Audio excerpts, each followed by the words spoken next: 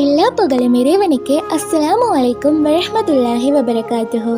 புனித ரமலான் மாதத்தில் முதல் நோன்பை நோற்றுள்ளோம். எம்முடைய வாழ்வில் இறுதி ரமலானாக கூட இது இருக்கலாம். சென்ற வருடம் எம்மோடு ஒன்றாக இருந்து நோன்பு நோற்ற எத்தனையோ உறவுகள் இன்று எம்மோடு இல்லை.